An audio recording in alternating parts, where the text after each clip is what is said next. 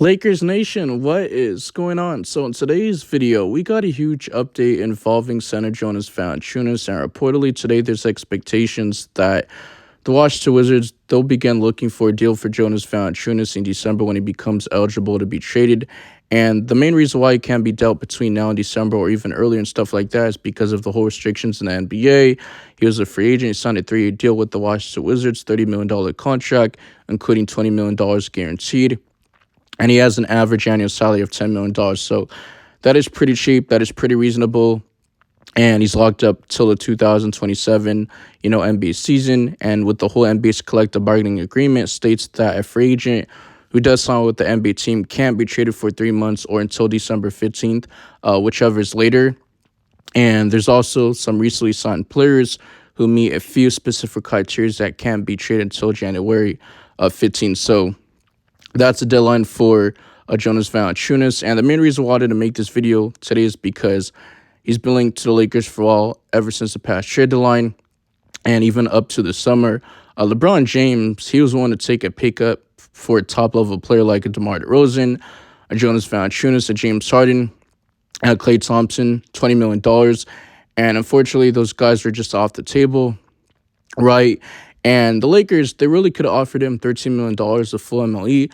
But of course, since LeBron James took a less pay cut, $3 million, he did sign around $104 million. But now that it's $101 million, the Lakers, they're going to have like the non-taxpayer exemption, something along those lines. So I think that's very interesting. It does suck the Lakers didn't get anybody in free agency. We're like the only team in the NBA that hasn't signed an outside free agent other than drafting Dalton Kinnick, Bronny James, and bringing some assistant coaches on JJ Redick coaching staff. But it is what it is. But I will say he's 32 years of age. He is declining a little bit. He's not the same player that he used to be for the Toronto Raptors or the Memphis Grizzlies, but he's still a solid 12-year veteran. Been in the league for a long time, 6'11", weighs about 265 pounds. And I'm just curious why he decided to go to the Washington Wizards in the first place and take less money than what the Lakers could offer him. Because at least if he would have came to the Lakers, he could have helped, Anthony Davis, take the pressure off him and the pressure off LeBron James, stuff like that. So maybe he wanted to mentor the young guys on the Washington Wizards. They're rebuilding. They're one of the worst teams in the league. Like, what are you going to do? Put Al-Sar at the 5 and have Jonas Valanciunas at the 4, or Alex Sarr at the 4 and Jonas Valanciunas at the 5. So it doesn't really make too much sense. That's just my personal opinion. But he was a second overall pick for the Washington Wizards. And to be honest, guys, Jonas Valanciunas could provide much needed depth and experience to our front court. He's known for his rebounding prowess and offensive skills in the paint especially, which can complement our current roster well. And he's a strong rebounder, which would help elevate some of the pressure on Anthony Davis, like I was mentioning in the video. His ability to score in the post could add another dimension to the Lakers' offense. With his veteran presence in the locker room, he could provide leadership and stability. So, once again, you guys let me know in the comment section, how do you guys feel about this whole situation? And literally, the other day, there's reports coming out from Jovan Bua, the insider, pretty much saying that the Lakers, they're going to be banking on the health of Jared Vanderbilt and Gabe Vincent this upcoming season. And we should remain patient for the right trade. So we'll see what happens. And I really don't like this because why would you want to run it back when we already seen the same team get eliminated to the Denver Nuggets in the first round?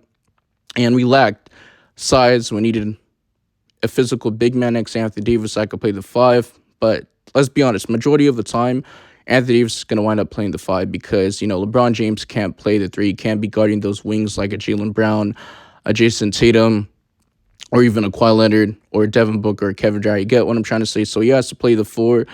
Doesn't really have a choice unless you want to have LeBron James play the point guard. But the whole point of, JJ Redick coming to the Lakers is that he made it known that he wants to have LeBron James play more off ball and have Anthony Davis get more involved. So I think this is very interesting. Once again, make sure you guys like the video. Also, subscribe. And one last thing I got to say before I end this video off. The Lakers, they do have the contracts to make it work. Maybe you put a Gabe Vincent, Jared Vanderbilt. They're making similar money, around like $10 or $11 million.